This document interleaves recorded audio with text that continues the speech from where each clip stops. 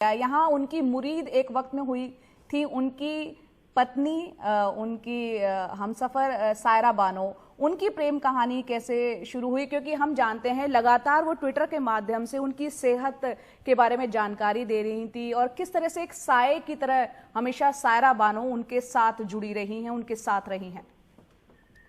जी, सायरा बानो देखिए, दिलीप साहब की जितनी भी उस वक्त हीरोइन थे या एक्टर थे, जैसा मैं कह रहा था, सब उनसे बहुत इंस्पायर्ड, सब उनसे बहुत अट्रैक्टिव रहते थे। तो सायरा बानो बचपन से उनकी फैन थी, दिल पे उनको चाहती थी वो। और उन्होंने, जैसा मैं पहले भी बता रहा था कि दिलीप साहब रोमांटिकली या दिलीप साहब करीब थे मधुबाला के, लेकिन भी कुछ वजह हुई। एक फिल्म थी नया दौर, और नया दौर का जो किस्सा है बहुत ही फेमस किस्सा है। इस किस्से में मैंने पढ़ा भी है ये कि नया दौर जो फिल्म की शूटिंग हो रही थी, वो शूटिंग हो रही थी मुंबई से बाहर, उस फिल्म की शूटिंग हो रही थी।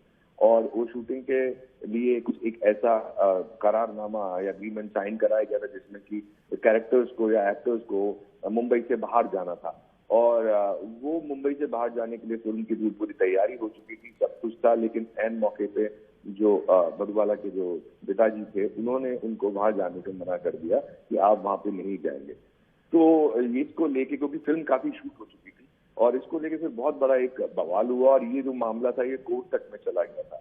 और क्योंकि अग्रीमेंट साइन हो चुका था, तो दिलीप साहब जो थे, उन्होंने बी.आर. चोपड़ा की फिल्म थी वो, और जो बी.आर. चोपड़ा ने प्रोड्यूस की थी, यश चोपड़ा के जो बड़े भाई थे, और उन्होंने वो दिलीप साहब ने उस वक्त सही का साथ दिया, करारनामे का इज्जत रखते हुए उन्होंने कहा कि उनको जाना चाहिए। और जब कोर्ट में केस गया तो दिलीप साहब ने बी.आर. चोपड़ा साहब की तरफ से बात की। वो एक ऐसा किस्सा था जिसके बाद मधुबाला और दिलीप साहब के जो रिश्ते थे वो खराब हो गए, और आपस में बातचीत भी बंद हो गई थी। और उस किस्से के बाद से दोनों ने फिल्म भी नहीं की है साथ में। अगर आप देखें ज़रा तो ये फिल्म उन्होंने ये पूरा इनफैक्ट जो मुगले आजम थी, वो भी जो बाकी हिस्सा उन्होंने शूट किया था, उस वक्त वो एक दूसरे से बात नहीं करते थे।